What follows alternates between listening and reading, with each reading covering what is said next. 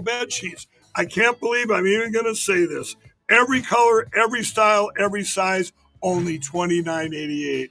So go to mypillow.com or call the number on your screen.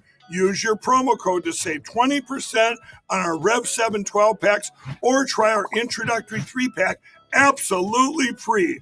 And our Percale bed sheets, all sizes, only $29.88. Even the queens and kings. Inventory is extremely limited, so order now. That's right. That's right. Order now. Head over to mypillow.com and make sure you use promo code Oreo because it helps us here. It helps out Mike Lindell. It helps out My Pillow, and you're helping out America with American-made product.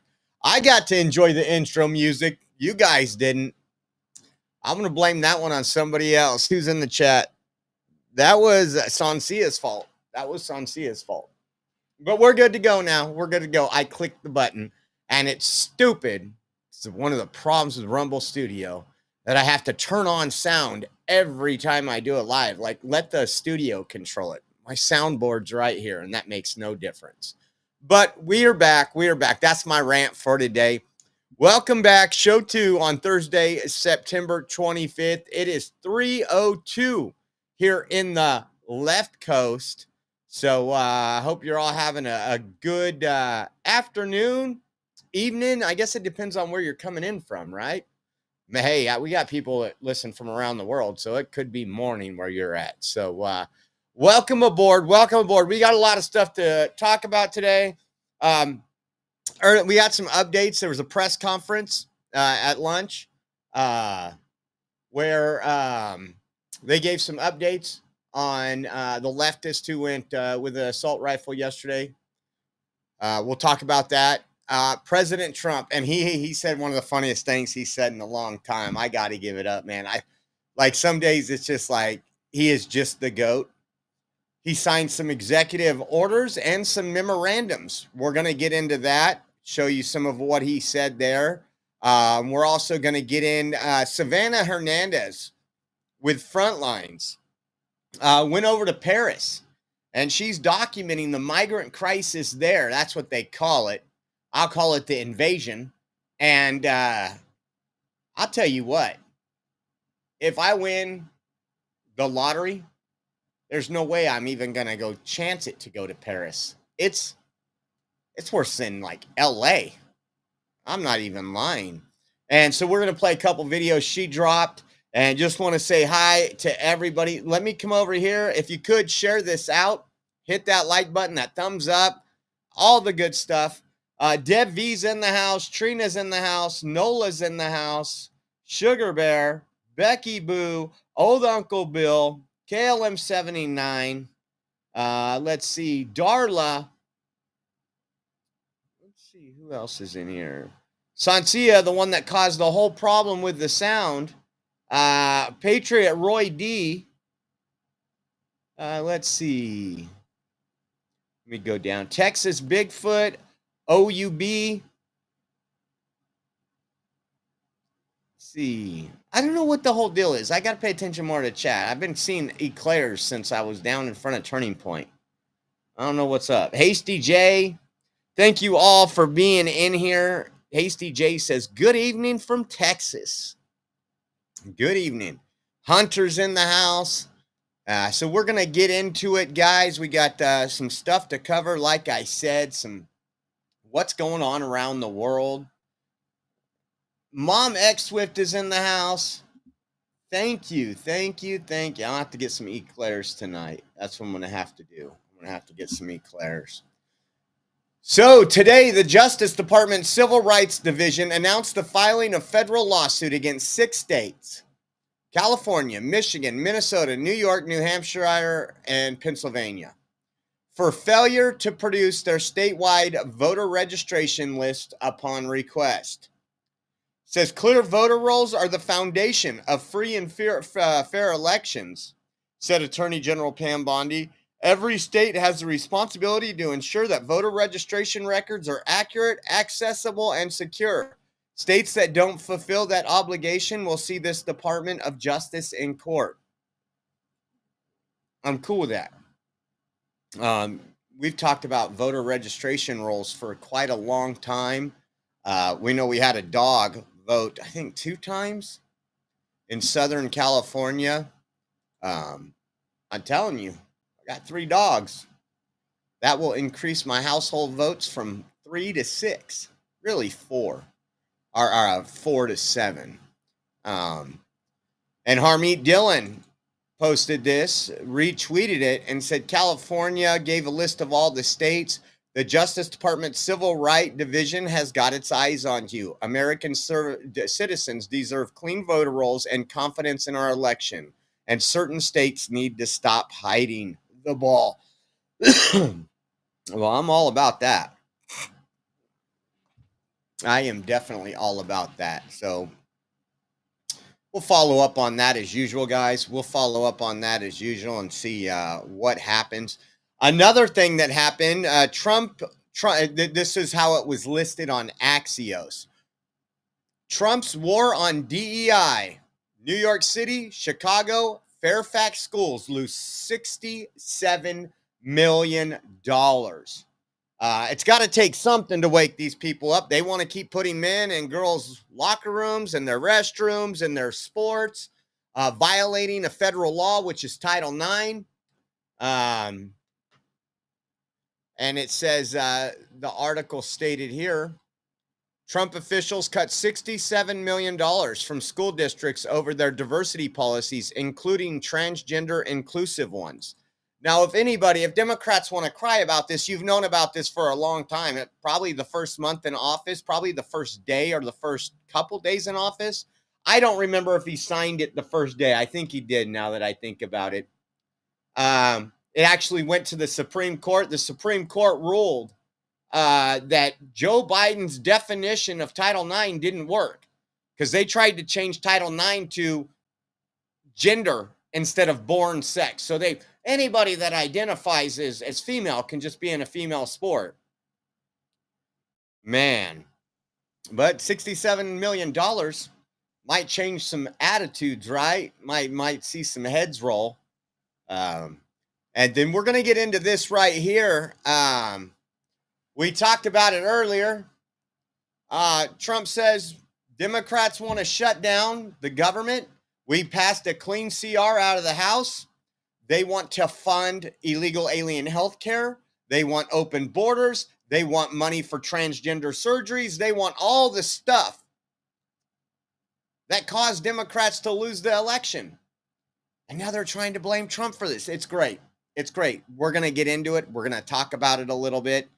Trump even had a comment on it while he was answering questions for the reporters when he was in the Oval Office. Lauren says Republicans have held a majority in all 3. Listen to this. We got to trigger liberal, guys. For the past 8 months, if there's a government shutdown, it will be the result of Republican incompetence. Not exactly. So the Republicans are putting forth a bill that the American people want, not the mentally ill radical left that want to pay to destroy a person's body. As a conservative, as an American first patriot, I don't think we should be doing mutilation on children. But guess what? Democrats do. I don't think my hard-earned tax dollars should go to illegal alien healthcare like it's doing right now in California. Democrats do. So this is the greatest thing. And you know what's awesome? When we shut down, there's going to be firings. There's going to be departments that are absolutely worthless that Democrats want to keep it going. And you know what? They'll be gone. Just like we wanted, just like our founders intended, a limited government. And so I'm sorry that you're on that woke side, that you think your dad could be your mom, but that's not the case. We are living in reality now. We have an awesome administration, and I love it. I love it. Thank you, Lauren, for firing us up today. Man, if you want, Lauren, you could drop me your email. I will get you some help. I will find a counselor in your area, and we'll get that taken care of. How about Rep. Ian Omar, the one that married her brother? I'm sure Lauren loves this one. She says, unacceptable. A GOP shutdown already means federal workers miss paychecks. Now they have to prepare for mass firings. It says federal workers and the families they should they support shouldn't be collateral damage. Don't know what to tell you. Maybe you call those representatives that support government workers so much and say, Trump was elected. He's putting forth his policies. If you guys don't want it, maybe you should have done some stuff under Biden when you had the majority in the House, the Senate, and the presidency, when you were using illegal aliens as just a pawn and did nothing for them. Well, we're going to fire it up today, guys. I love it. Says, and she was referring to the Washington Post article that says the Trump administration instructed federal agencies to prepare for mass layoffs if the government shuts down on October 1st after federal funding runs out. If I owned a business and funding ran out, what would I do? Think about it. What would you do? If me and old Uncle Bill go into business together and we got MAGA donuts and we're doing great, and then a Democrat gets elected and we can't afford the dough to do donuts and we got 25 employees, what do? We can't rob from the taxpayer. Oh, we lay off those employees. So if Democrats want this shutdown, the House has done their job. They have passed a clean CR to keep the government open for a whole 7 weeks. But that's not good enough, and we're going to talk about it. Listen to these crybabies. I just love it. I just love it. Jamie Raskin, you know, the one that didn't want to certify the elections? Yeah, that one. That one. Trump is now using the livelihoods of our federal workers as coercive leverage while refusing to negotiate to keep the government open. Democrats will stand strong for the health care of the people and the rights of federal workers.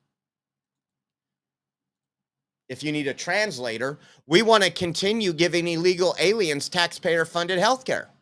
We can't afford it. Can't afford our own health care. You come into this country illegally, sorry, there shouldn't be anything on the table for you.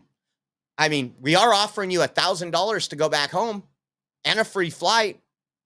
All you got to do is download the CBP Home app, click that button,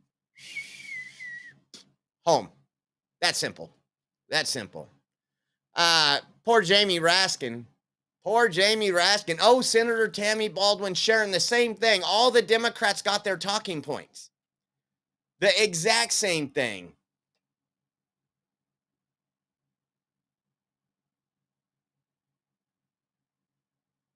This one sharing the same Washington Post article as Ian Omar, the one that married her brother. We got, let me get this straight. Instead of negotiating with Democrats to save millions of Americans from losing their health care, Donald Trump is threatening to fire federal workers and take away services Americans rely on. This is not how Congress is supposed to work. Translation, Democrats will take away the paychecks of our armed men and women, our service members, so that because they want money to fund illegal alien health care. I love it. I love it. These people are dumb. They don't realize, just like everything else they did, just like Kamala's up by 6 points in this election, there's no chance of Trump winning. All these people pushing out these fake narratives. What happened? How'd that work? All 7 swing states? Just wait till 2026. They think they have something coming now. It's going to be crazy. Listen to what Chucky Schumer said. He looks a little sad here, guys. He looks like he's going to go get a frozen hamburger, put a slice of cheese on it, and throw it on the grill about right now.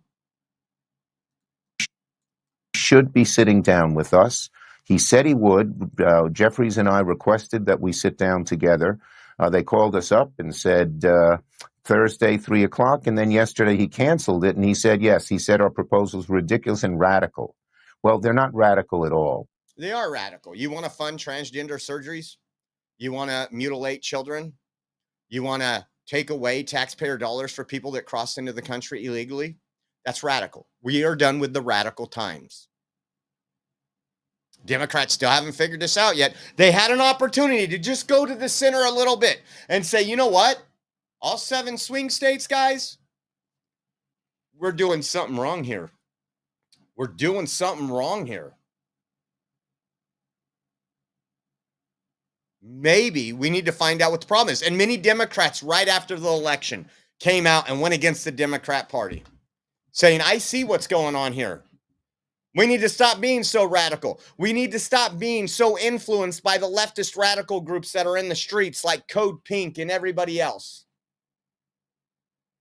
And what do? They go the Mamdani era. They go for full-on communism. Transgender for all. That's how Trump says it. That's how Trump says it. So we're going to see about that. Should be sitting down Chucky. with us. We're going to see about that, Chucky. Just think about this for a minute, guys. You are living in one of the craziest moments in history. I can't remember who I was talking to the other day. Maybe it was Matt. I can't remember if I was on the phone or in person. It's what old age does to you. But I was like 40. You know, I used to tell people all the time, I was born in the wrong time. I should have been born in the civil rights era. I should have been a 60s person. And I used to think that. And I was like, because you look at all the stuff that was going on in the 60s and all the protests and everything, the fight for rights. And then I said, no, because really in my lifetime, up until just recently, the last 10 years, really, my lifetime, we see 9/11, which was historic. It was a sad day. I still get emotional on 9/11 when we watched that memorial just, 14 days ago? We had Desert Storm. But in reality, we didn't have anything like we're seeing now. We have an entire party that wants to destroy Christianity, wants to destroy what our founders intended for this great country, the experiment, gave us a republic if we can keep it. And again, we don't even recognize our school districts. We don't recognize our teachers anymore. The teachers say, you're not the parent, I am. Well, good thing it's only teachers. Oh, it's not. It's the unions. It's the governors. It's laws that they pass. We are really in times, and it's up to us. It's up to us. I've been I've been really good on this. Excuse me. I've been writing emails. I've been contacting representatives. I've been doing a lot of that stuff. I'm getting some responses, and I don't put it on here. I just encourage you locally. I can promise you, if you don't think it's going on in your area or your surrounding areas, you're wrong. It is. It might not be to the point of California. It might not be to the point of New York, but it's going on. There was actually, Mater TJ just put the end of times. I'm going to see if I can remember this. I bookmarked something yesterday. We have radical pastors that preach in front of satanic flags, encouraging their congregation and promoting life of sin. And we had one yesterday. I'll see if I can find it after we get to talk about Dollar Store. No, this ain't Dollar Store Obama. Dollar Store Obama's coming. Take a look at this one right here. This is Rep. Catherine Clark, a Democrat, is having a meltdown because Trump won't negotiate with them to give free health care to illegal aliens and open the border back up.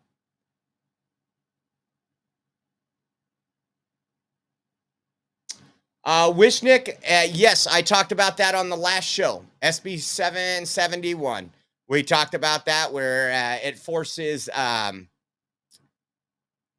the social media places to pretty much cancel everyone and regulate speech to the point where we won't even have an opportunity where they could get fined $500,000, $1 million. We talked about that. But listen to Rep. Catherine Clark. They are making their rounds today. About rural hospitals. Let's fund them. Are all Democrats, you should know this, are all Democrats going to vote no on this bill if it's just a clean CR? We just did. We just Gonna did. do it again? You know, well, it looks like we may have to because this is what's happening. The president said, yes, I'll meet with you, and then said, no, I'm not going to bother. We were supposed to be in session on the 29th and 30th going into the end of the fiscal year on the 1st. Speaker Mike Johnson said, we're not coming back. So where's the commitment? When they're not just saying we're not going to negotiate with Democrats. That's not the point. They're saying we don't care what the American people about rural hospitals. We don't care about the American people. Where have I seen that before? When your party is outside of ICE facilities trying to literally insurrect the building to check on illegal aliens while we have American citizens suffering in American prisons that are filing complaint after complaint where there is horrible conditions, where American citizens are treated worse off than dogs, abandoned dogs. I don't see you going to those facilities. I didn't see you caring about the J6ers that weren't getting their constitutional rights. So please spare me. And I'm not going to cuss because Pixie's in here. Just insane. Now listen to Dollar Store Obama really quick. This is kind of funny. And again, I'm not bashing the government workers. More power to you if you can get a job where you don't really have to do a whole lot. There is government workers that bust their tail, but there's also a lot of government workers. I have a family member that worked, still part of the union for the IRS. And when they had no work, they would pay them just to sit at home. They would give them employee handbooks to read because there wasn't no work. That's your tax dollars paying for all that. You know what? If you can't run a more efficient thing, I'm sorry. And yes, I would like to abolish the IRS and just go to a flat tax. It'd be nice if tariffs would overtake taxes so we don't even have to file anymore. And again, there's some states that have no state tax. In California, they would use that as a reason to double your state taxes. I can promise you.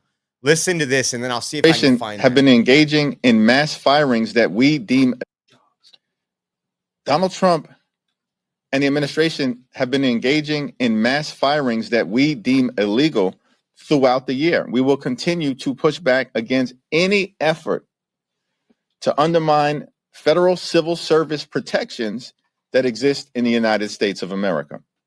As a negotiating tactic, our response to Russ' vote is simple: get lost. Get lost. We want those. Again, you just heard in the last interview, this is a clean CR. They're not defunding anything. They're not taking away any health care. This is a clean resolution going forward that just continues the path of where we're on. I know there's a lot of people out there that don't understand that. Some of them on our side, and I get it.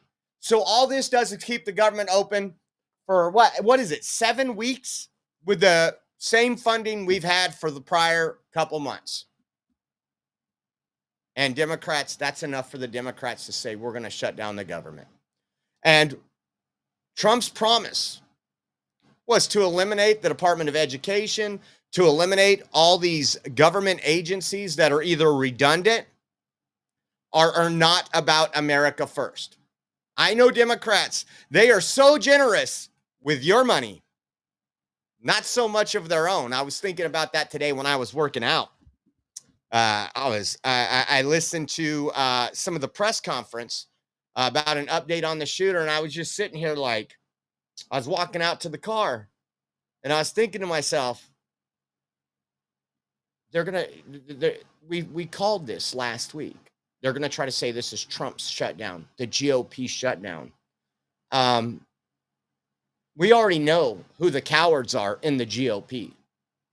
We already know the people that we need to replace. And we also know we have fighters.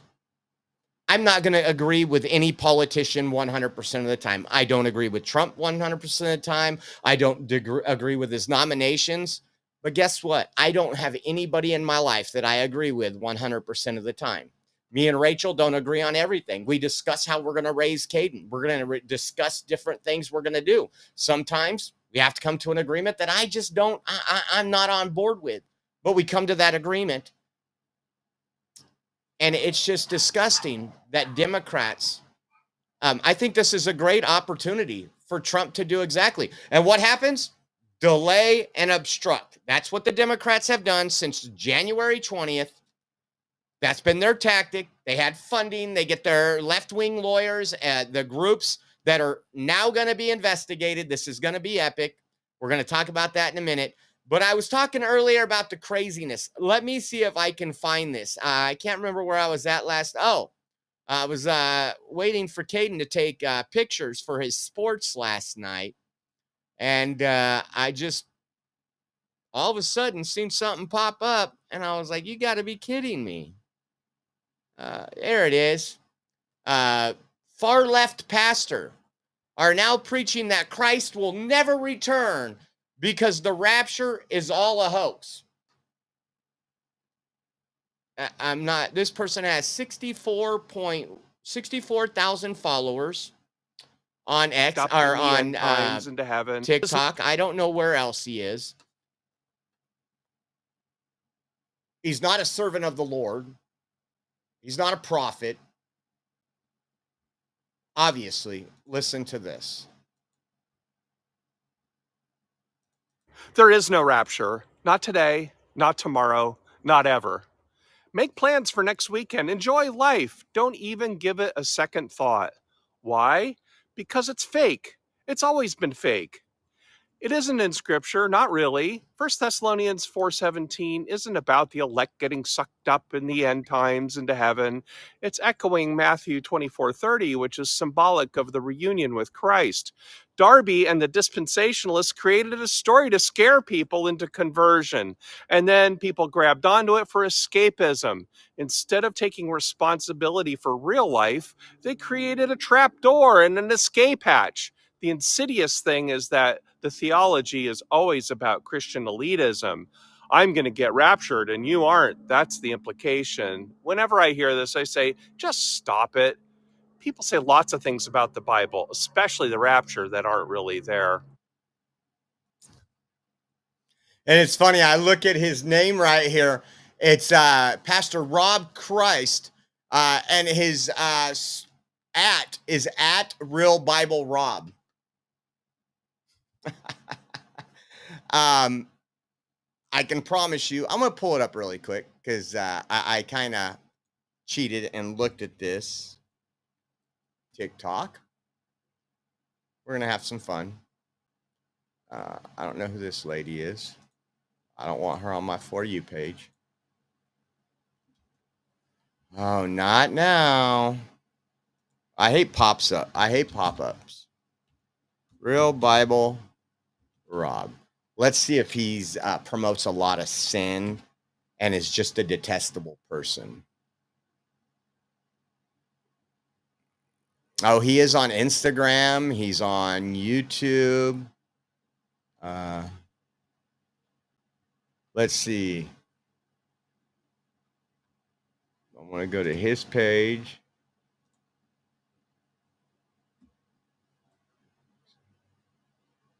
LGBTQ affirming videos. I just put that up there so you see it right now. You can already tell. Holy cow.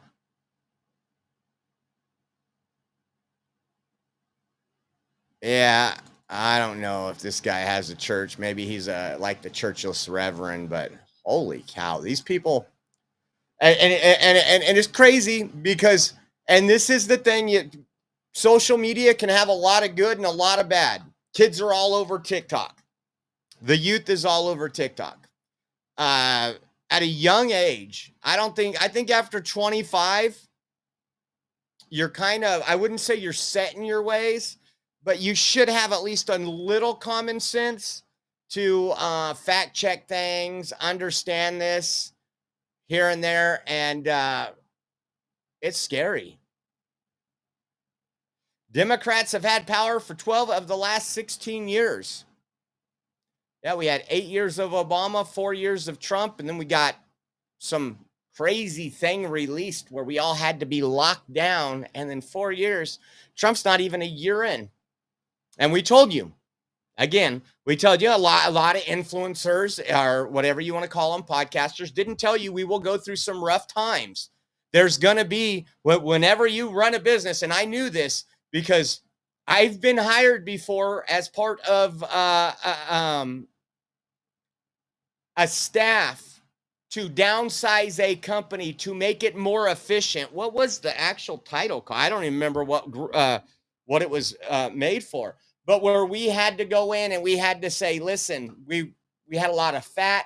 We had a lot of overspending. We're doing things wrong. I'm historically, before this, a purchasing manager. I'm a supply chain guy. And we would have to go in there and make hard decisions. I'd have to go in there and analyze things, whether I would analyze everything from toilet paper all the way up to the most expensive things that we purchased, which $28,000 engine, a $35,000 engine. I would have to look how many turns of our inventory, but it got a lot deeper than that. I would even create policies that would save us money in the way we function and the way we operate. And guess what? We would sit, I think there was 5 of us in this group. This company that I worked for, we used to have barbecues once a month. We would celebrate month end. We would do certain things, have a Christmas party. I was like, we can't do any of this. We can't do any of this. Not now. These employees deserve that. But if they won't have a paycheck in a year to 2 years, if we keep doing this, let's cut the fat and then let's bring it back. And guess what happened? We went through 18 months of some very difficult times. We did have to cut some of the fat, and then we emerged as a leader in the industry, and we had better Christmas parties. We had bonuses. The company even went as far as to pay more of our healthcare premiums that we were on the hook for. And that's where we're at right now. That is where we're at right now in this country. We are at the cutting stage. It's going to hurt for a while. And we already know people are going to be screaming. Mark my words. Today is Thursday, September 25th. What a cool number. At 3:33 p.m. We've had, that we know of, approximately a minimum of 10,000 people fired this month because of what they said about the assassination of an American, the things they posted, the calls for Trump to die, the calls, I wish he would have gotten Trump. And so when our unemployment numbers come out, and they'll be coming out in like 10 days, they're going to spike. And that's all good news, because it was people that didn't deserve to be employed, especially those people that posted that while getting paid with taxpayer funds. Okay, let's move on. We are 35 minutes into the show. Breaking: President Trump has just signed an executive order making the TikTok deal official, saving the platform and putting it under majority American control. We will control the algorithms. Your data will not be able to be in China, all these different things. And I just looked, pulled up TikTok and didn't see. I thought they would make an announcement. I just noticed Matt text me. I'll text him. He's probably going to be asleep by the time we're done. That man sleeps all day long. Talk about lazy. And next, sir, we have an executive order. Here we go. Sir, Let's play it and talk about what other executive orders or memorandums that President Trump signed. An executive order on TikTok. From the first days of your administration, you've charged a team from your administration, led by Vice President Vance, with ensuring that we can preserve TikTok as a platform for the 170 million Americans who use it, while ensuring that their data is properly protected as required by law. With this executive order, you will be effectively bringing into effect the agreement that will save TikTok and ensure that it can operate safely and securely.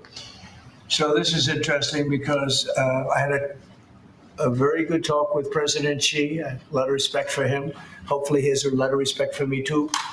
And we talked about TikTok and other things, but we talked about TikTok and he gave us the go ahead. You know, it's run by American investors and American companies, great ones, great investors, the biggest. You don't get bigger, I don't imagine.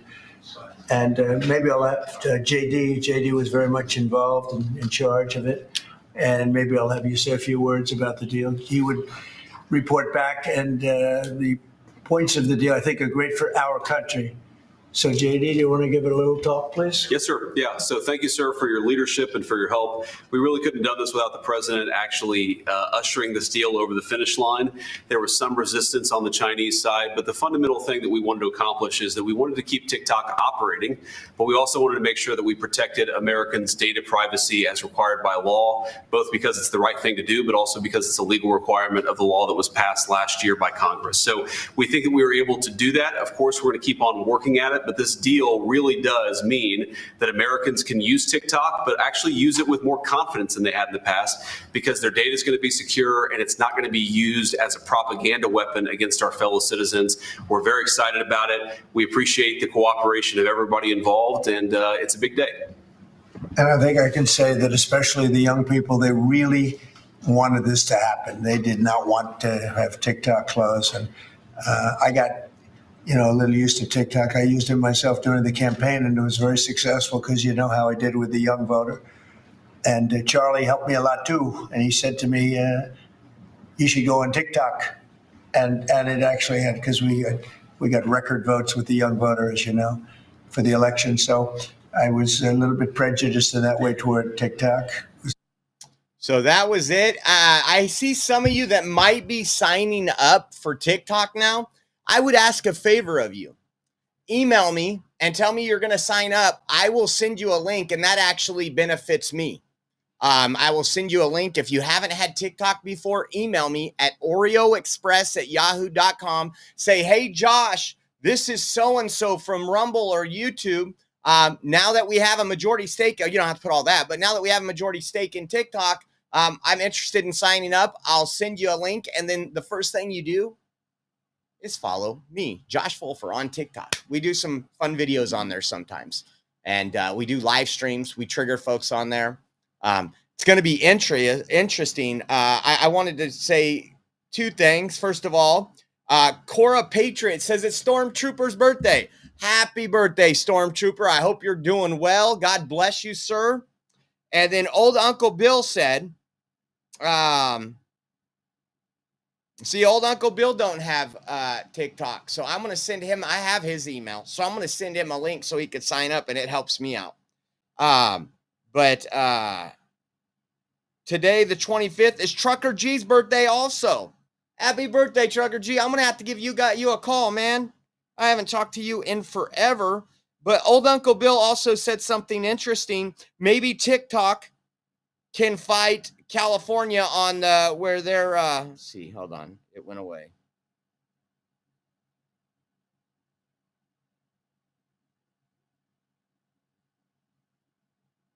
Hold on.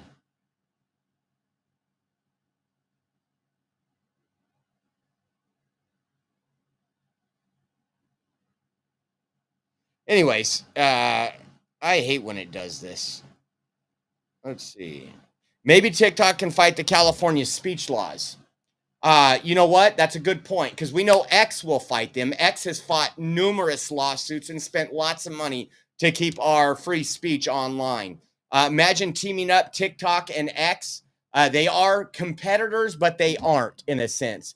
Not until, I know X wants to be the everything app, but they haven't been able to do that. TikTok is much different.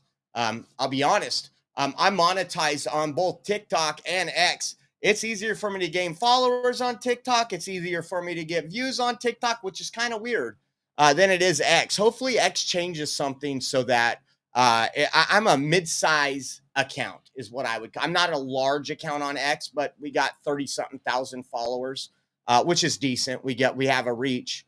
I have much more than that on TikTok. But it was easy. When they canceled my Oreo Express account on TikTok, maybe they'll give me my account back.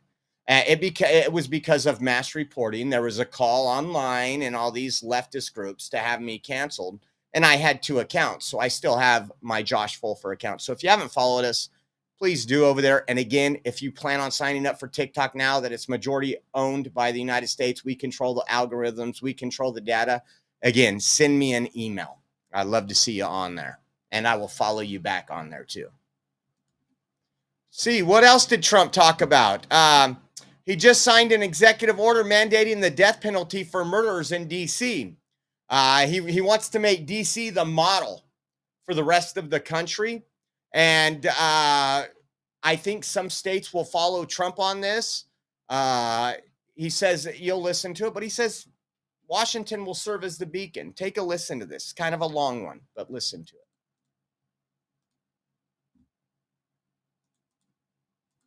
Hero, to fully implement the death penalty here in Washington, D.C., where the evidence and facts of a case indicate that the death penalty should be used. Okay? Everybody understand? Death penalty in Washington. You kill somebody, or if you kill a police officer, death penalty. And hopefully there won't be that. So again, it's way down. I mean, we have had week after week after week where we haven't had a murder. I said that the other day in front of the president of Poland. The press was here, and I said, ladies and gentlemen, I'd like to announce that Washington, D.C. has not had a death in 4 weeks, a murder. And he looked at me and goes, is that good or bad? You know, he said, what kind of a place is this? But it's true for years. I mean, every week, essentially, somebody got killed or more than one. And this is a very safe city right now. We don't play games. And, you know, it's interesting. We took these careers out, career criminals. They call them careers. They left the word criminal out. But we took the careers out of here. And they're now brought back to their homes, or they're in jail, or they're in a jail in another country. And hopefully they're not coming back. And we have to maintain it. You can't just leave, and we have to maintain it. We've gotten along fairly well with the mayor. You know, she's getting a party that hates that the city's becoming safe. I mean, they're actually criticizing her because the city's becoming safe. But this is becoming this is right now a very, very safe city. This went from the most unsafe city in the country to the safest city in the country. There's no city any safer. That's a pretty big achievement. And we really did it in 12 days. But if you add an extra week to it, that'd be nice. And I mean, you can go out to dinner. Restaurants are booming. You know, the restaurants were dead. They were dead. Even if you got to the restaurant, then somebody would come in and hold you up. You know, they'd hold up the whole restaurant. They go to Uber. Young ladies in the White House, they'd call Uber for protection. They'd run to the car because they were petrified to be from the entrance of their building to the car. Now they feel safe. They're in the car, and then the car gets hijacked while they're in the back of the car. This was what we were living in. We were living in hell. People that work in the White House, every time they see me, young women in particular, say, thank you, sir. And I don't even ask them about what. I know exactly. I made their lives. Now they're living in a beautiful, glamorous place called Washington, D.C. with no crime. And that's the way it should be. Okay? This is the death penalty. Death penalty. I'm not going to play the whole thing. We're already 45 minutes into it, and we're about halfway through, well, more than halfway through the show. But capital punishment in the Capitol, guys. Again, we have gone backwards in society. We want to know why we have more criminals and more this and everything else is because these folks feel like there is absolutely no accountability. They know they're going to be out right away, or they know it's not going to be that big of a deal. DC's really changing. The C-SPAN says President Trump signs an executive order on countering domestic terrorism and organized political violence. Listen to this, guys. Listen to this. These are all things that we prayed for and we voted for, but didn't know if we would get there. There's so much for Trump to take care of, and he was putting the American people first and getting rid of the radical funded violence in this country. Next. Lastly, sir, this is a presidential memorandum on countering domestic terrorism and organized political violence. In recent weeks, months, and years, we've seen a tremendous upsurge in some highly visible, but also other acts of domestic terrorism and organized political violence being perpetrated by radical, politically motivated groups all over the country. What this presidential memorandum will do is set off an administration-wide response to that, ranging from the Joint Terrorism Task Forces to other components of the Department of Justice, to the Department of Homeland Security, the Department of Treasury. We're looking at interdicting these groups, preventing them from performing acts of violence, and also looking at sources of organization and funding and support that prop them up and allow them to do the acts that they have been doing. We're looking at the funders of a lot of these groups. And, when you see the signs, and they're all beautiful signs made professionally, these aren't your protesters that make the sign in their basement late in the evening because they really believe it. These are anarchists and agitators, professional anarchists and agitators, and they get hired by wealthy people, some of whom I know, I guess, probably know them. And you wouldn't know it. You're at dinner with them, everything's nice, and then you find out that they funded millions of dollars to these lunatics. Steve, could you say a couple of words? Yes, Mr. President. This is a very historic and significant day. This is the first time in American history that there is an all-of-government effort to dismantle left-wing terrorism, to dismantle Antifa, to dismantle the organizations that have been carrying out these acts of political violence and terrorism. What we have seen, if you look at whether it be going back to the riots that started with Black Lives Matter and all the way through to the Antifa riots, the attacks on ICE officers, the doxing campaigns, and now the political assassinations, these are not lone, isolated events. This is part of an organized campaign of radical left terrorism. It is structured, it is sophisticated, it is well-funded, it is well-planned. There is really no parallel like this to anything else in the country right now. There is an entire system of feeder organizations that provide money, resources, weapons, and when they're attacking ICE officers, they're attacking federal buildings. Oh, sorry. There is an entire system of feeder organizations that provide money, resources, weapons, and when they're attacking ICE officers, they're attacking federal buildings, or they're isolating public officials for harassment, doxing, intimidation, and ultimately attempted assassination. It is all carefully planned, executed, and thought through. It is terrorism on our soil.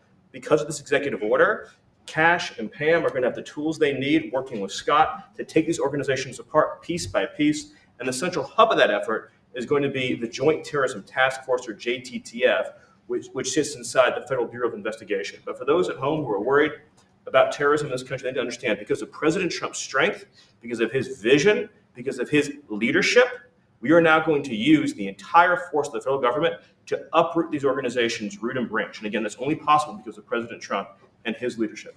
I can't tell you how much I just love Stephen Miller. He's one of my favorite people in the Trump administration.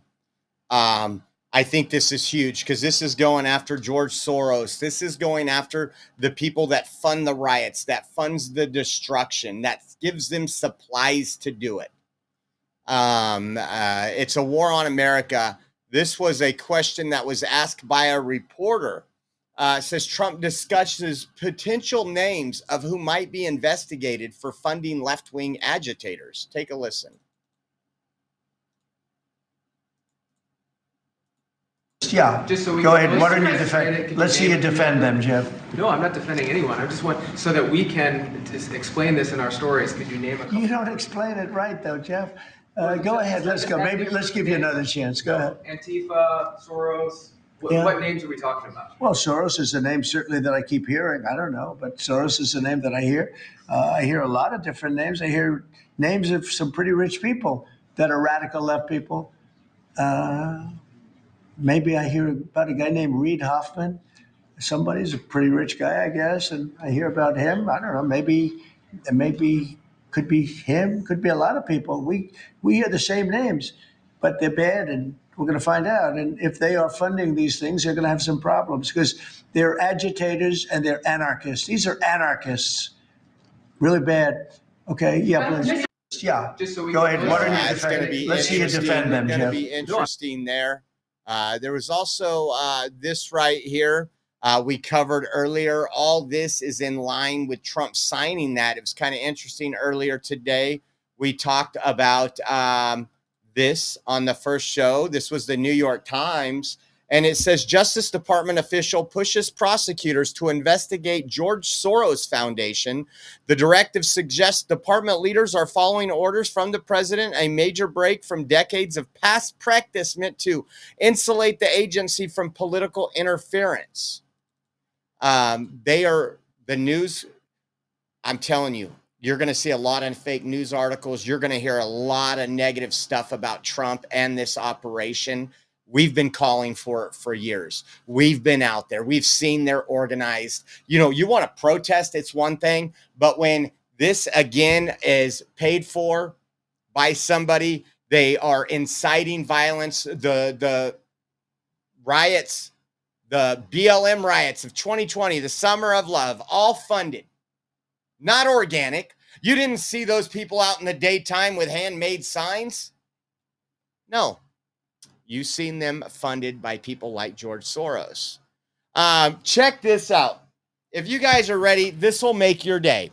Trump is taking questions from a reporter. And he talks about talking to the leader of Somalia, folks. Listen to this. This is hilarious. This is classic Trump. Take a listen. Jasmine Crockett recently. Jasmine Crockett. Remember what I said? Is she a relation to the late, great Davy Crockett? I don't think so. Jasmine Crockett, let me tell you, before you even ask, she's a very low IQ person. I mean, if we ever had to pass an aptitude test, that's the one should take one because she shouldn't even be in the. So I have no idea what you're going to, but I don't think we should waste our time. This is a low IQ person who I can't even believe is a congressperson. Between her and Ilhan Omar and the group. You know, I met the head of Somalia. Did you know that? And I suggested that maybe he'd like to take her back, and he didn't want her. He said, "I don't want her." Okay, what else? Go ahead. I met the leader of Somalia, and I suggested maybe he could take her back. He didn't want her. That was epic. I love it. Listen to the rest of this. He's a comedian too. Let's hear what Crockett said. Go ahead. She compared ICE raids to slave patrol. I want to ask you. To slave? To slave patrol. I want to ask you if you think that there should be consequences for members of Congress who make these types of comparisons or use this type of language. Well, I think she's gone over the line, and I think a lot of the people. Look, the Democrats have become radical left lunatics. Amen. Amen. And I think America's finally waking up to it. You know, all these fake news things. And then there was this right here.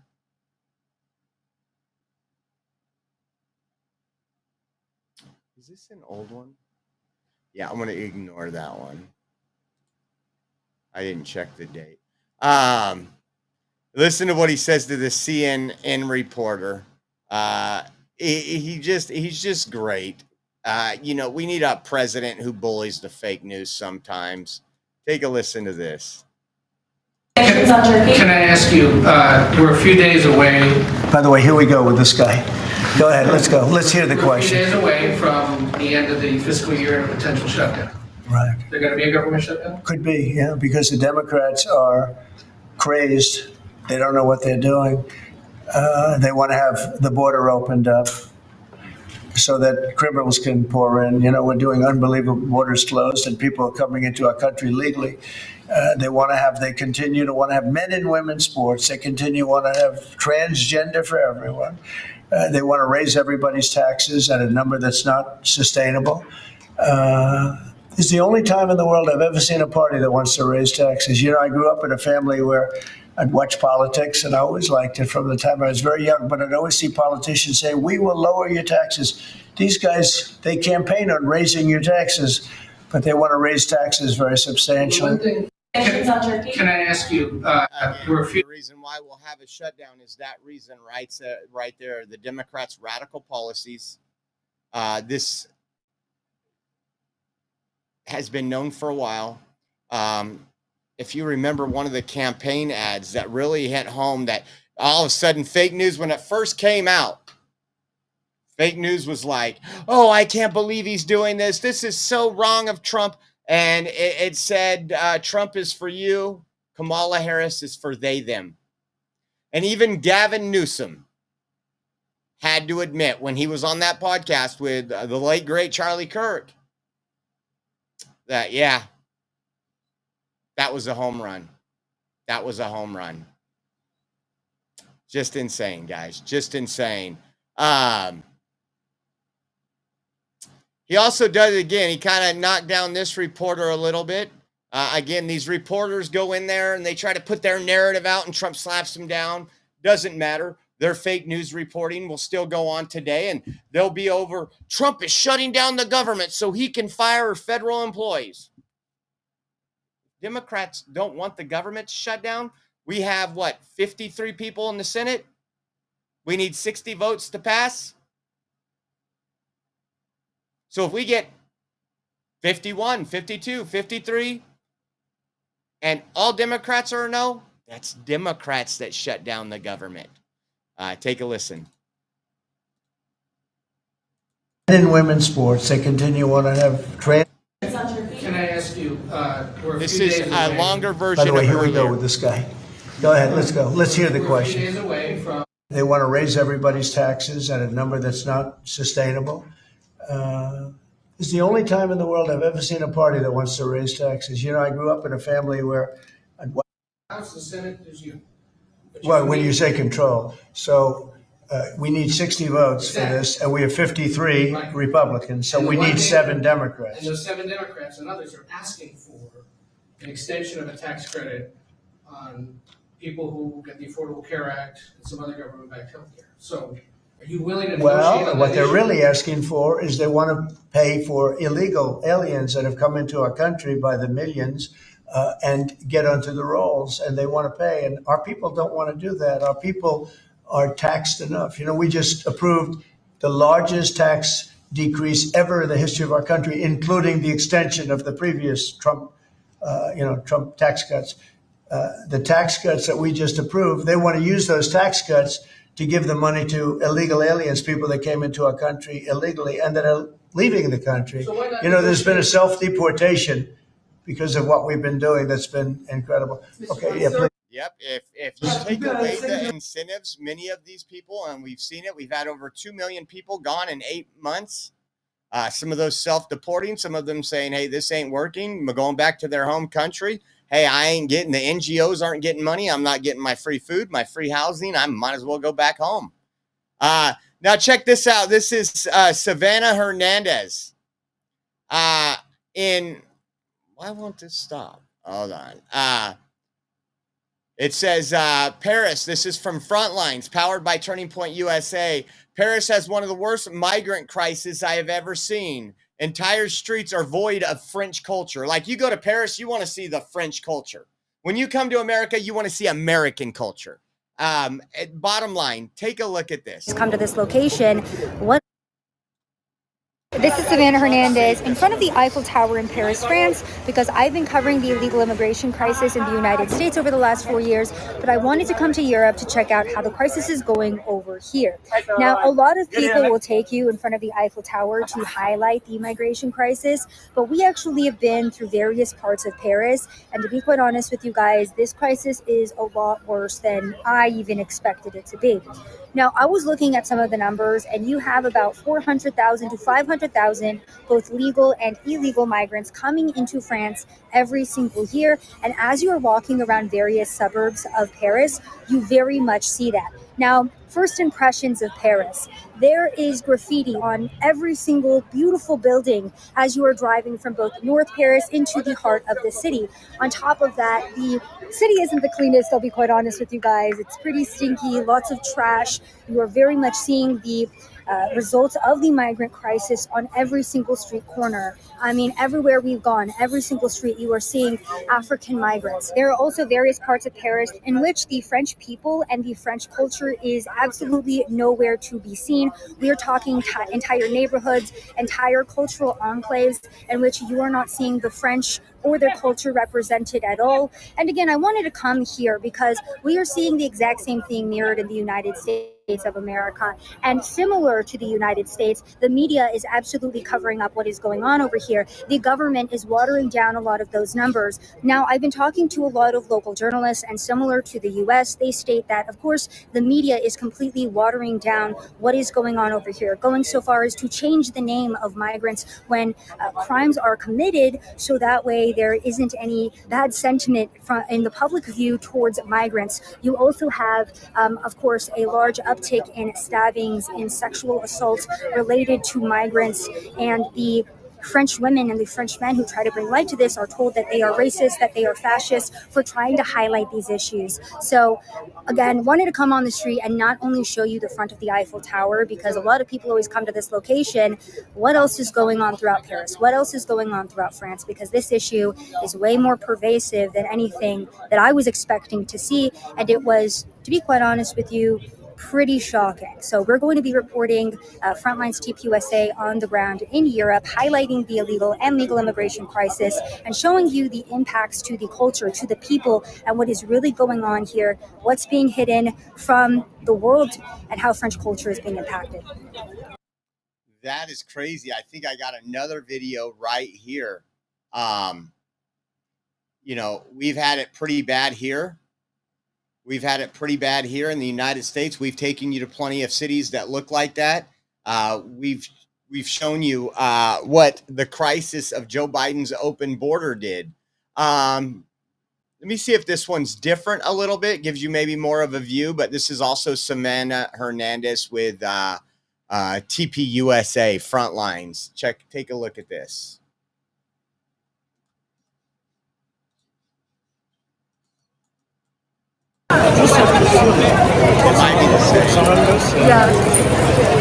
Does that look like Paris, France to you? Is that anything that you, when you were watching videos when you were younger?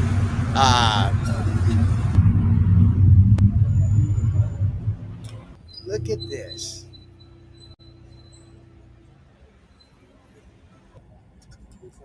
Paris has fallen.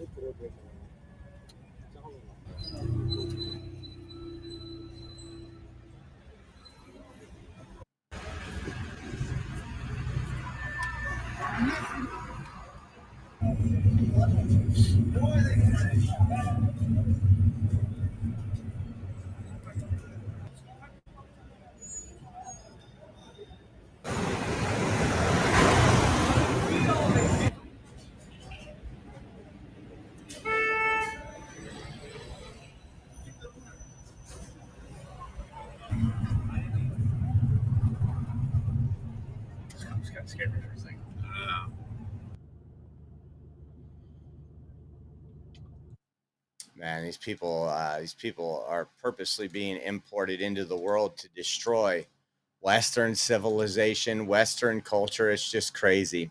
So we're going to go into the new details that emerge on this the suspected ICE shooter, Joshua Jan.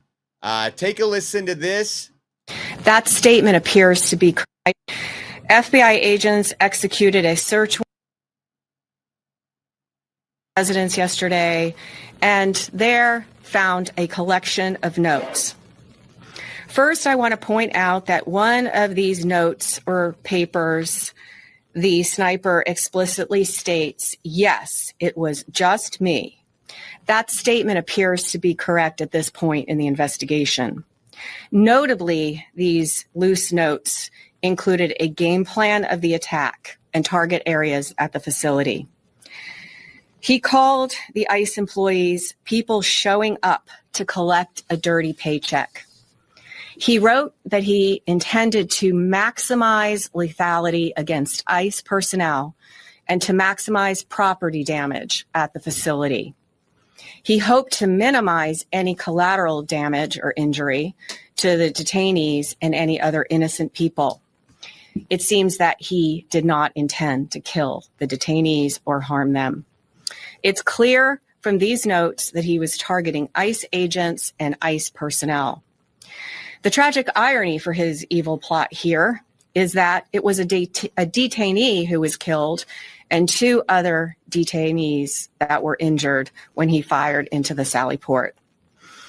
He also hoped his actions would give ICE agents real terror of being gunned down, and he did this to induce constant stress in their lives. He hoped his actions would terrorize ICE employees and interfere with their work, which he called human trafficking. And this, what he did, is the very definition of terrorism. Guys, I just think we got some breaking news we're going to be covering after this. It looks like, and I'll double check to confirm, but James Comey might be indicted.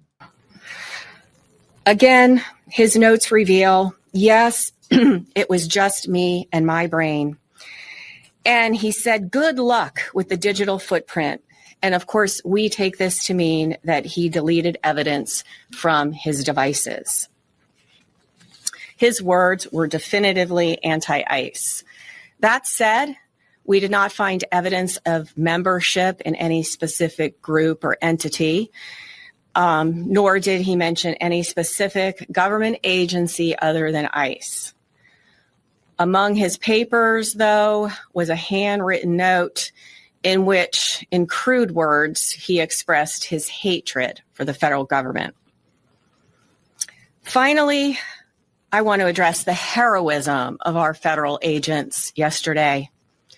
While under fire, ICE agents and ATF agents who were also present in the facility's Sallyport area worked together to remove detainees from the vans and get them to safety while the bullets were flying. So give some credit to those folks, those officers, always running towards the action, not away from it. And again, this person hated ICE specifically, and there's a reason why. He admitted that he was looking on the app that doxed ICE agents and showed their location. Mainstream legacy media plays a big role in the death of these deaths.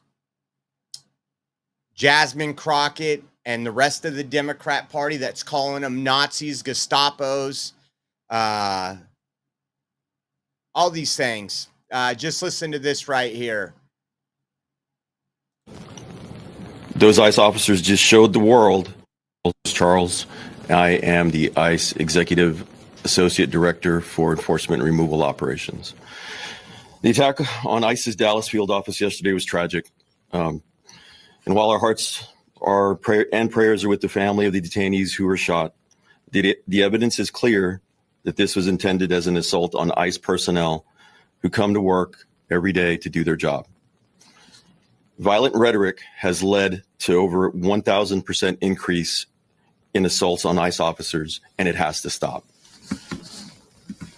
In contrast to those who would demonize our men and women, yesterday our brave officers ran back into danger, along with ATF, our partners, to save the detainees while shots were still being fired. Those ICE officers just showed the world who they really are. Law enforcement officers who want the best for our country. That's ICE. Integrity, courage, excellence. They were willing to put their lives on the line to pull detainees out of the transport van to get them to safety. They are heroes, and I hope the media has the integrity to shine a light on this story. No, enough is enough with the harmful lies and violent rhetoric. It has to stop. It has to stop. The shooter used the ICE tracking apps. Anyone who creates or distributes these apps that is designed to spot, track, and locate ICE officers are well aware of the dangers that they are exposing to law enforcement. It's a casting call to invite bad actors to attack law enforcement officers. It's no different than giving a hitman the location of their intended target, and this is exactly what we saw happen in Dallas yesterday. The media has been amplifying these apps even as we warned them it would only lead to more attacks on law enforcement. We truly wish we didn't have to say, I told you so, but here we are. Yep. ICE continues to prioritize the safety and security of our personnel, detained aliens, and facilities. We will do everything possible to increase security to counter the increased wave of these lethal attacks. Again, we call on those who foment violence and vilify our law enforcement officers to cease the dangerous rhetoric. They're begging. They're begging for the media and these leftists to stop lying. I mean, Gavin Newsom literally told Kristi Noem, you're going to have a bad day And then this happens, a couple days later? They're not Nazis. They are following the law. They are working alongside other law enforcement people that are ridding the country of the people that came in illegally. And that is a crime to come in illegally. So I just said that, let me see what I had left. Yeah, I'm going to move on. I'm going to ignore those. Those are about immigration and stuff.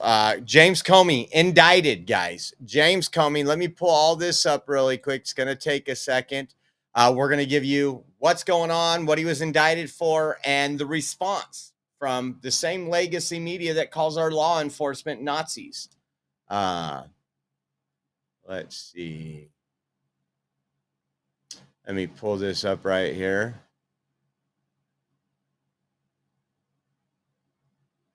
Former FBI Director James Comey, a longtime adversary of President Trump, has been indicted by a federal grand jury. Now, this is CNN. We're going to pull this up and we'll pull some other stuff up.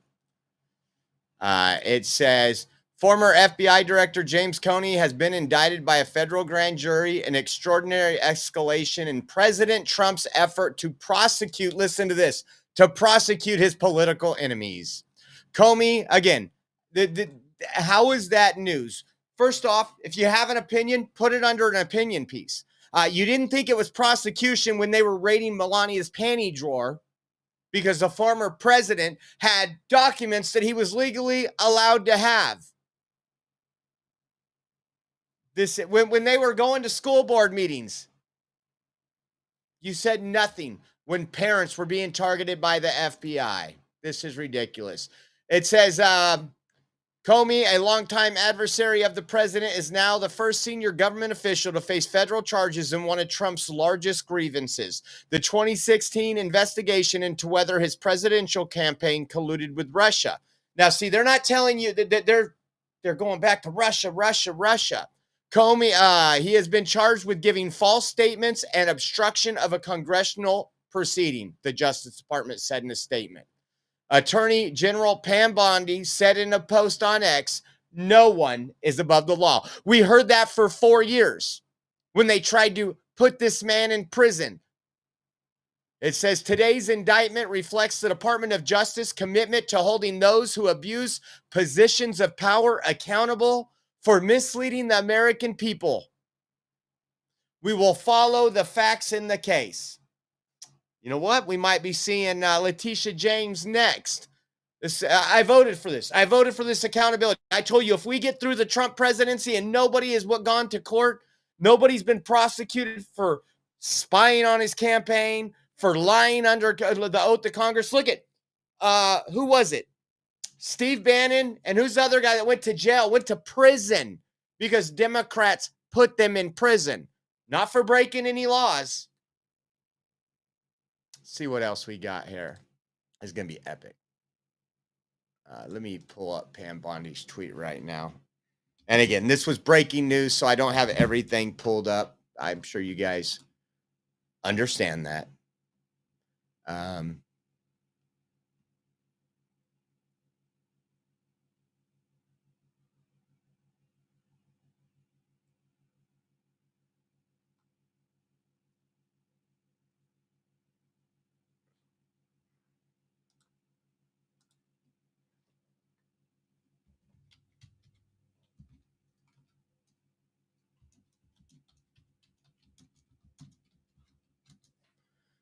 This is awesome. It says, no one is above the law. Today's indictment reflects the Department of Justice commitment to holding those who abuse positions of power accountable for misleading the American people. See what else we got here. I can't wait, dude. We're going to have an epic show in the morning. It's going to be all crybabies on CNN and everywhere else. These people are going to say, this is retribution. How about this one? Mike Nellis. He's a coward. Indicting Comey is a waste of time and taxpayer dollars. It'll probably get tossed or he'll be acquitted, but Trump gets to live out his revenge fantasies. How much time did Trump spend in court? He even got gag orders that did not allow him to campaign. Please spare me.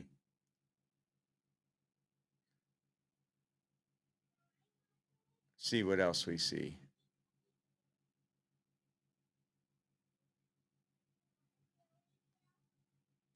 FBI Director Kash Patel. Let me pull up his tweet for you. It says, today, your FBI took another step in its promise to full accountability. For far too long, previous corrupt leadership and their enablers weaponized the federal law enforcement, damaging once proud institution and severely eroding public trust. Every day, we continue to fight to earn that trust back, and under my leadership, this FBI will confront the problem head on.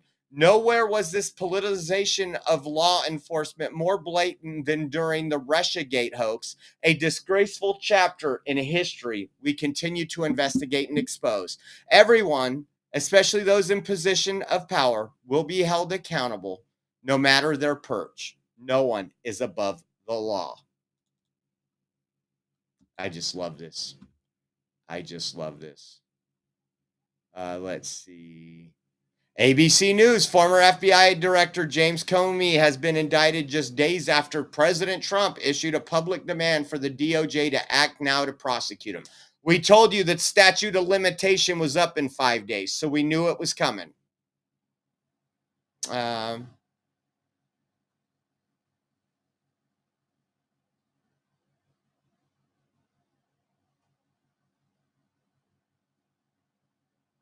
AP says former FBI Director James Comey has been indicted on charges of making a false statement and obstruction. Okay, so he's been indicted.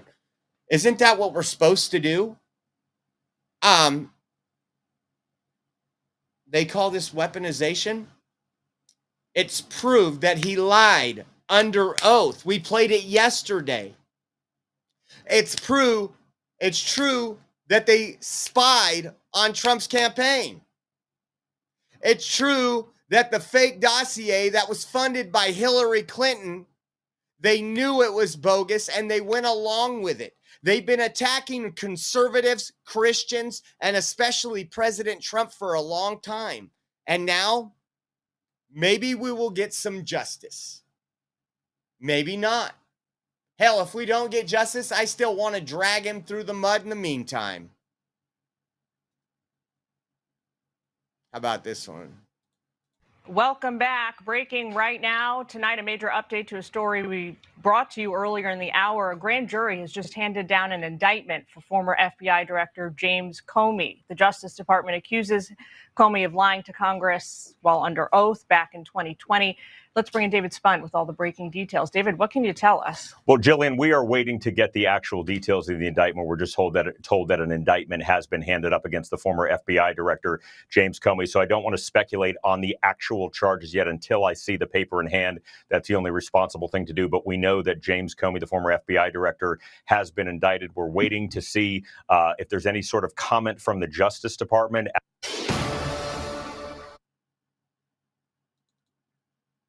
Man, maybe the dominoes are finally falling. I don't know. Let's see. What else we got? More. I'm not even going to play it. I'll save it for tomorrow because it has to be about something else.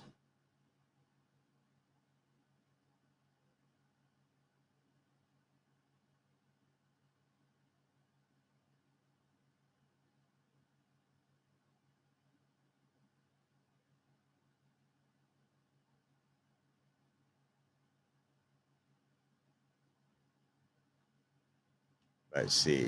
Let me search and see if there's anything else. And once again, guys, we are 100% viewer funded. I did get a $5 Venmo earlier, and I want to say thank you. That was from wrong phone. Let me put this on. See if I'm missing something.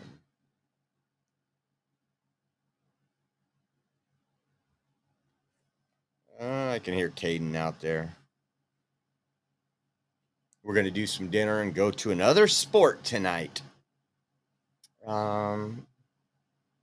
Really quick. It was Daniel H. Thank you, Daniel H., for your contribution. Again, guys, we are 100% viewer funded. Your donations is what keeps us rolling on into the future and paying the bills. If you guys want to help us out and bless us, we appreciate it. Venmo at Oreo Josh, Cash App, $Oreo Army. And as always, we have giftsandgo.com/Oreo 2024. And we also accept Zelle. If you do mobile or online banking, you could do a Zelle transfer. That address is on our website at theoreoexpress.com. And you can scroll down our website, click the Donate Now button, and that Zelle address will be there. Also, when we end the show in a little while, all our links will come up. And just want to say thank you because I remember I got a notification. Let's see. This is a longer one. Let's watch this one, see if anything new. A grand jury has just handed down an indictment for former FBI Director James Comey. The Justice Department accuses Comey of lying to Congress while under oath back in 2020. Let's bring in David Spunt with all the breaking details. David, what can you tell us? Well, Jillian, we are waiting to get the actual home in Virginia because this was 20 specifically Eastern Department, but we have been reporting all week that a grand jury has been impaneled in the Eastern District of Virginia, specifically in Alexandria, Virginia, looking at 2020 testimony. James Comey testified before Congress remotely from his home in Virginia because this was during the throes of COVID.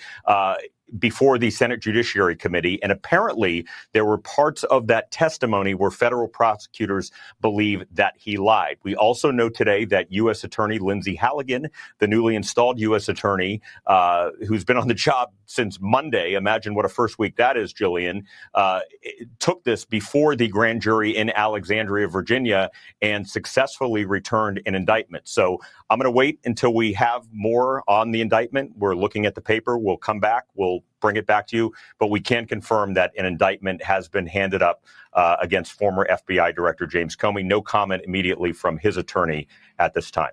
Jillian. All right, David, stick with us and bring us any new details you get as they come to you. Thank you. All right, let's go ahead now and bring in Jonathan Turley, professor at George Washington University Law School. A lot of people anticipated this coming in light of everything that the president has said and indicated lately, as well as the DOJ. We don't know the charges yet, but we know that there is an indictment. What do you make of it? Well, this has been an extraordinary few days. The president issued a social media posting in which he seemed to pressure indictments against individuals, including Comey. That was then withdrawn. We also heard reports that prosecutors opposed going to the grand jury, that they didn't feel that there was a case to be made here. And now, of course, we have what appears to be an indictment. It is a seismic event. I mean, you're talking about a former director of the FBI. And there have been long allegations that that Comey was a leaker. If you recall, the Inspector General's report was scathing with regard to Comey's conduct. Comey removed FBI documents, including classified information, when he was fired. And the Inspector General went after him, but it did not find that he specifically leaked that to the New York Times. But this could be a perjury case as a Oh, well, let's see what happens, Mr. Comey, Mr. 8647. I want that guy in handcuffs. I want to see a mugshot.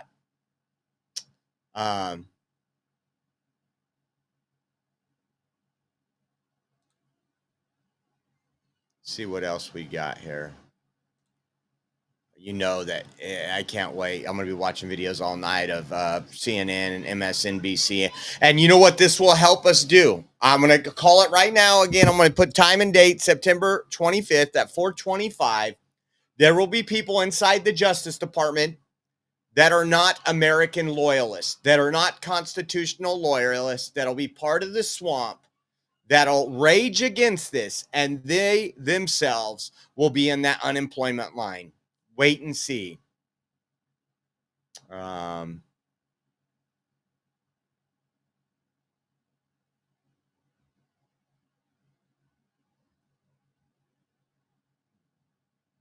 I love this. Some seashells on the beach. I was just walking by earlier today, and I happened to see these seashells, and they said indicted. I didn't do it. Man, what a great day. Perjury and obstruction. False statement, lying to Congress, and obstruction.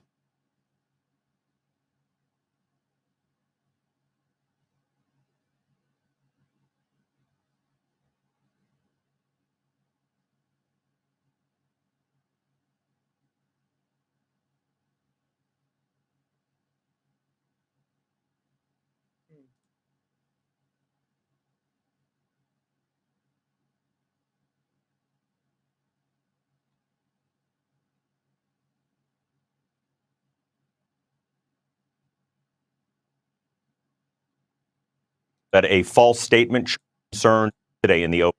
That was enough. All right. Well, we're going to save some of these for tomorrow, guys.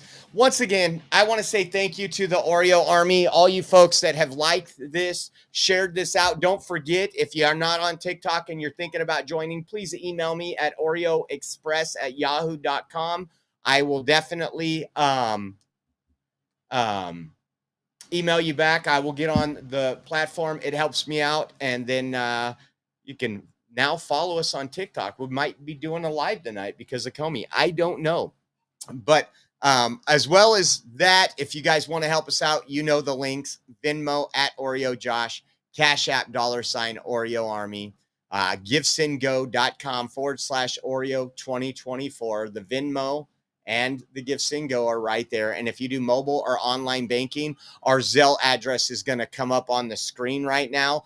Big shout out to KLM79. Ice cream for Caden. I can't say that too loud or he'll be talking about ice cream all the way until we're done with his sports tonight.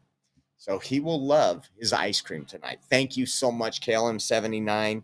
Let me make sure I didn't miss anything on any other. Usually it's hard to find the Zelle.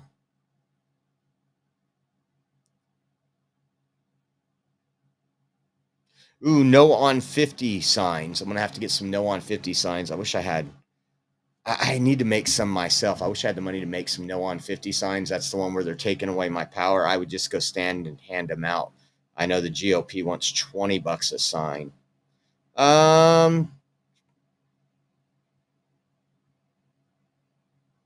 Nothing else. I did get Mom X Swift. Can you send me the link? I will do that. Thank you so much. I will be getting that all done this evening.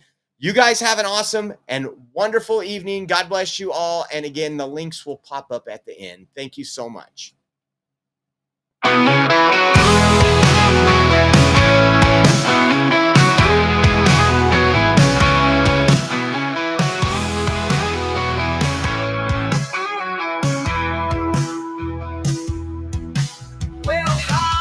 The Oreo Express, where truth don't hide and we don't second guess.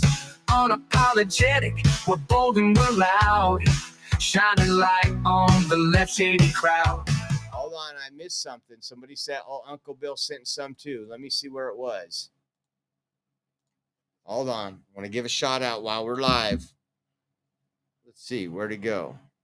Let me check it out. Maybe I have to pull this up. Just extended the show a couple minutes. We'll get extra credit. The teacher will give us extra credit today. Hold on. What do you mean autofill password?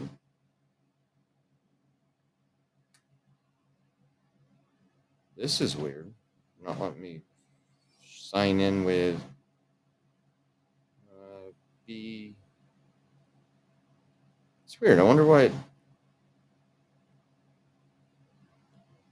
it didn't let me do Face ID today. Okay, we're pulling it up. Yes, home.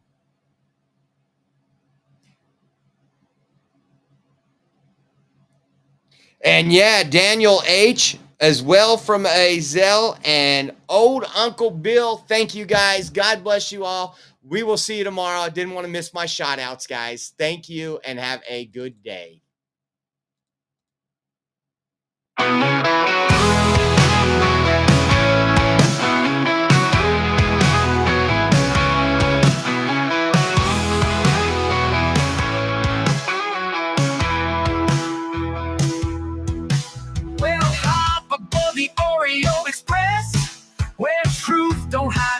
don't second guess. Unapologetic, we're bold and we're loud. Shining light on the left shady crowd. Oreo Express, rolling down the track, exposing the lies, ain't no turning back. Conservative